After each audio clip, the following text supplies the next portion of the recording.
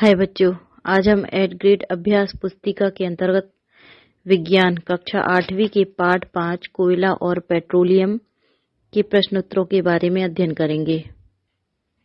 प्रश्न पहला, समाप्त होने वाले तथा अक्षय प्राकृतिक संसाधनों को वर्गीकृत कीजिए। तो प्राकृतिक संसाधन कौन कौन से होते हैं? सूर्य का प्रकाश, वायु, हवा, पानी, वन्यजीव, कोयला इत्यादि। इनमें से कुछ संसाधन ऐसे हैं जिनका उपयोग करने पर यदि हम लगातार उपयोग करते रहें तो वो समाप्त हो जाते हैं, और कुछ समाप्त नहीं होते हैं, तो उनको ही अपन को छांटना है। तो इसमें पहले अपन देखते हैं अक्षय प्राकृतिक संसाधन। अक्षय मतलब जो समाप्त नहीं होते। तो कौन कौन से समाप्त नहीं होंगे? सूर्य का प्रकाश, वायु या हवा, पानी इत्यादि। और समाप्त होने वाले संसाधन वन्यजीव, कोयला। वनों की अगर हम लगातार कटाई करते रहेंगे तो वो समाप्त हो जाएंगे। वन्यजीव भी यदि मारते रहेंगे उनको तो वो भी नष्ट हो जाएंगे। कोयले का लगातार उपयोग करते रहेंगे तो वो भी नष्ट हो जाएगा। तो ये समाप्त होने वाली संसाधन के अंतर्गत आएगा। अगला प्रश्न है, कार्बनीकरण किसे कहते हैं?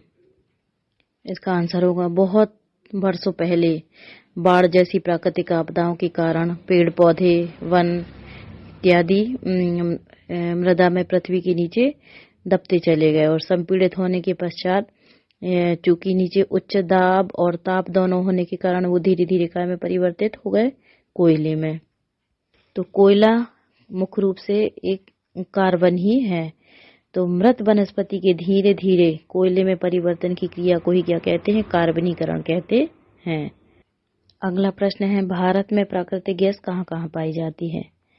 तो भारत में प्राकृतिक गैस त्रिपुरा, राजस्थान, महाराष्ट्र और कृष्णा गोदावरी डेल्टा में पाई जाती है।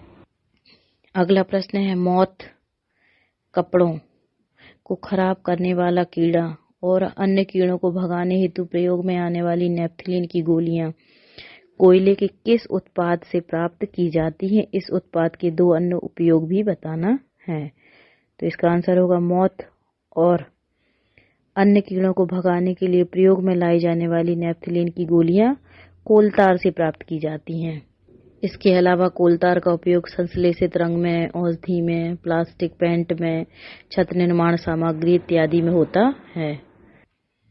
अगला प्रश्न है, हमारे दैनिक जीवन में प्राकृतिक गैस का क्या महत्व है? तो प्राकृतिक गैस एक महत्वपूर्ण जीवाश्म ईंधन है। इनका महत्व क्या है? जैसे एलपीजी, लिक्विड पेट्रोलियम गैस या द्रवित पेट्रोलियम गैस भी कहते हैं। इसका उपयोग घरों और उद्योगों में ईंधन के रूप में होता है ना।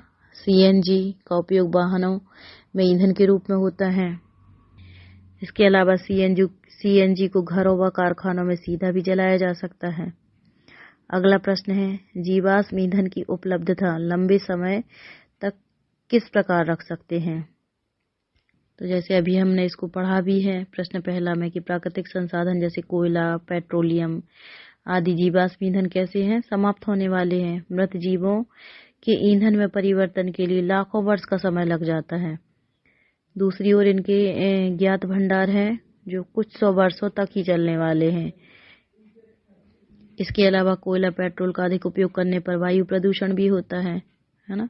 इनका संबंध विश्व उष्णन से भी है। अतः इन ईंधनों का उपयोग तभी करें जब इनकी नितांत आवश्यकता हो। अगला प्रश्न, पेट्रोलियम के विभिन्न संघटकों के नाम व उनके उपयोग बताना है। तो पेट्रोलियम के विभिन्न संघटक के नाम व उपयोग निम्न है। संघटक हो जाएगा पहला, द्रवित पेट्रोलियम गैस या एलपीजी। इसका उपयोग घरों और उद्योगों में ईंधन के रूप में होता है। पेट्रोल का उपयोग मोटर ईंधन में, शुष्क धुलाई के लिए विलायक के रूप में होता है। मिट्टी का तेल, इसका उपयोग स्टोव में, लैंप में, जेट वायुयान में ईंधन के रूप में होता है। डीजल, भारी मोटर वाहनों में इसका उपयोग ईंधन के रूप में होता है। पैराफिन, मोम, मरहम, मोमबत्ती, वैसलीन आदि बनाने में होता है। बिटुमेन, इसका उपयोग पेंट में और सड़क निर्माण आदि में किया जाता है। अगला प्रश्न है, पेट्रोलियम और प्राकृतिक गैस के भंडारों को दर्शाता हुआ एक चित्र बनाइए। तो इसको हम इस प्रकार चित्र में आसानी से देख सकते हैं। पेट्रोलियम का तेल और गैस की परत है वो जल की परत के ऊपर है, क्योंकि तेल और गैस क्या होते हैं, जल से हल्के होते हैं और अर्थात इसमें मिश्रित नहीं होते हैं। फिर इसको क्या कर लिया जाता है, पृथक कर लिया जाता है। इनको पृथक करना ही क्या कहलाता है, परिष्करण कहलाता है। अगला प्रश्न है, पेट्रोलियम निर्माण के प्रक्रम को समझाइए। जैसा कि अपन प्रश्न नंबर 8 में अभी देख चुके हैं, पेट्रोलियम और प्राकृतिक गैस के भंडारों को दर्शाता हुआ चित्र, बस उसी का अपन को बताना है कि पेट्रोलियम का निर्माण होता कैसे है। तो ईंधन के रूप में जो हम पेट्रोल का उपयोग हल्के वाहनों जैसे कि मोटरसाइकिल, स्कूटर, कार आदि में करते हैं। भारी वाहनों के लिए भी जैसे हमने पढ़ा, देखा चित्र में और में भी समझा, ट्रकों और ट्रैक्टर को चलाने के लिए डीजल का उपयोग किया जाता है। ये ईंधन प्राकृतिक स्रोत से प्राप्त होते हैं, जिसे हम क्या कहते हैं, पेट्रोलियम कहते हैं। पेट्रोलियम की उत्पत्ति पेट्रा चट्टान अर्थात ओलियम तेल से हुई है, क्योंकि ये जमीन के नीचे चट्टानों के मध्य से निकाला जाता है ना, इसलिए इसे क्या कहते हैं, पेट्रोलियम कहते हैं या पेट्रोल कहते हैं। पेट्रोलियम का निर्माण समुद्र में रहने वाले जीवों से होता है। जब ये जीव मृत होते जाते हैं और नीचे समुद्र की पैंदी में जमते जाते हैं, तो रेत और मिट्टी की तहों में ढकते जाते हैं और लाखों वर्षों के पश्चात, चूंकि यहाँ वायु की अनुपस्थिति रहती है और ताप और दाब भी कैसा रहता है, उच्च रहता है, तो धीरे धीरे वो काय में बदल जाते हैं, पेट्रोल और प्राकृतिक गैसों में परिवर्तित हो जाते हैं। इस प्रकार पेट्रोलियम का निर्माण होता है।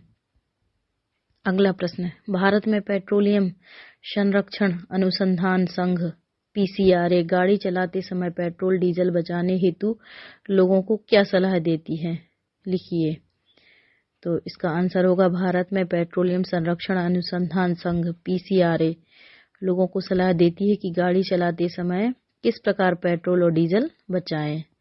इसके अंतर्गत पहला है, जहां तक संभव हो गाड़ी समान और मध्यम गति से चलाएं। दूसरा, यातायात लाइटों पर अथवा जहां आपको प्रतीक्षा करनी हो गाड़ी का इंजन बंद कर दीजिए। अगला, टायरों का दाब सही रखिए। चौथा, गाड़ी का नियमित रखरखाव सुनिश्चित कीजिए। Thank you. हमारे चैनल को सब्सक्राइब कीजिए, मेरे वीडियो को लाइक कीजिए, ज़्यादा से ज़्यादा शेयर कीजिए। धन्यवाद।